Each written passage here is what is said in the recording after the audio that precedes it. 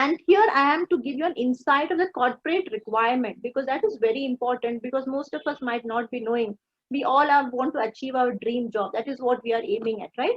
So we are doing our graduation or MBA or a post graduation, but our final aim is to get into our dream job. So how is that you can achieve your dream job? Is that what I want to connect with all of you now? Because you start preparing now, you will be able to achieve your dream job. So today we have the participants from different colleges. So I would like to take out the name of the colleges. So basically we have from St. Mira's College, we have from Christ College, we have from Indira School of Business Studies, and we have students from Pune Institute of Management Science and Entrepreneurship. So we have some more students to add on, but definitely they will be adding on. And I'm very sure that they're very happy to receive the mail and accept the invitation to attend this webinar. Now, I'm excited for the next 1 hour to engage with you on the topic that skill set for the post COVID 19 world. Now, navigating the current time towards a successful career. That is what is very important. But let me take you on a journey this evening to the world of corporate HR, that how you can improve your skill set to achieve your dream job. So, in this, that means you have students, we have students from different streams here. No? We have students who are doing the BCom, MCom, or CMA, CA, or MBA students are there. So, you have from different streams, whatever streams you are, but you have to achieve your dream job. So, before we go into the achieving of dream jobs and what are the points which we are going to cover, I would also like you to take a little bit into HR. Basically, why I want to cover is HR, because HR is the first point of contact wherever you go, and they are in any industry, and they are the face of the organization, and you have to approach them for any employment as such, correct? So I will just take you around and make you understand what is all about HR. Let me just go to the next slide.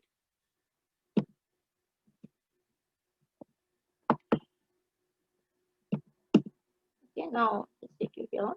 So before I go to the next slide, what are the points I'm going to cover? Let me just give you a small brief of the points which I'm going to cover. So we are going to cover on the competency requirement for the industry, because that is what you should know. The second is how you should compete with the shifting demand, okay, in the industry. And third is how are you going to build your market value? That is what you have to start building right away. So that is what the three important points which is required by all of you now. So that's what I'm going to cover in this webinar. Any doubts you have, you can ask me questions, no problem. Okay, it is a one on, it's not just onto an interaction from one side. I want something which has to be interactive from both the areas. Okay, now first I will just take you around and make you understand how the HR has changed. Okay, so previously the HR was into administrative utility role. Administrative means they were just handling the, managing the process and the cost. That was their job, just to handle the leave, okay, take out the attendance, give it to the finance department, and the payment was in the form of a cash. There was nothing called NEFT transfer or bank. It was in the form of cash. That was an administrative type of role. Later on they moved into a concept which is called HR functional role. So I have witnessed this because I started my career in the year 1992. So I have witnessed this because previously we were just handling administrative work. And later on, it started into a functional area where we started with talent management, that is staffing or recruiting people. Then they started with the compensation, with the compliances, with the training and development. Okay, this was the second phase, and it usually started in from the year 1995 onwards. 95, 97, 98 was the time when they, but still, it was not called as HR department. It was called as personnel department because they were handling human, just handling human. That was the main aim. And during that time, there was no attrition at all. Whoever used to join a company would be there in that company till retirement, or if the company is closed down, then the employees used to go out. That was the process. Okay, so first job was my Crompton Greaves India Limited. So Crompton Greaves, I was there from 1994 to 1998. I remember still when I left Crompton Greaves, many of them were literally shocked, asking, why are you leaving Crompton Greaves? Because at that time nobody used to leave the company because everybody wanted to stick around and stay in that company for so many years. But I wanted a change and I want to understand what are the different aspects of different industry into HR. So after 1995 around to 2000 period, so that was into just a functional area. That means you're specific into recruitment, you're specific into training, you're specific into payroll. But after that is a time where we have started with something called as HR strategy or the business partnership role. That means HR is involved into business partner. Previously, HR was into administrative role.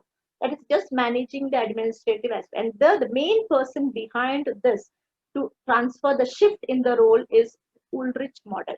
You might have heard of this person, those who are in MBA, David Olson Ulrich.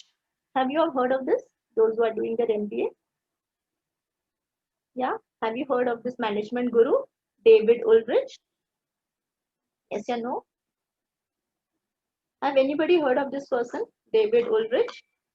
Should go and read about him. He is the management guru. He is the one who have transformed the change into HR. Why am I telling you about HR? Because of HR change, a lot many changes has happened into the industry. Nobody knows about David Ulrich, Olson Ulrich. None of them. Okay, so you all should definitely go and read this article about David Ulrich model. So it is basically he wanted a shift of role from administrative to the strategic role. That means we have to look into from the business point of view. Previously, it was not the business point of view. So whatever we have to drive, the efficiency, the direction, everything is in the terms of the business. The business has to grow. That means HR has to be aligned to the company's goals and objectives. Whatever business is there, that means if you want to train an employee, we have to train the employee to give the result in terms of achieving the business. Okay, that was the point of contact which we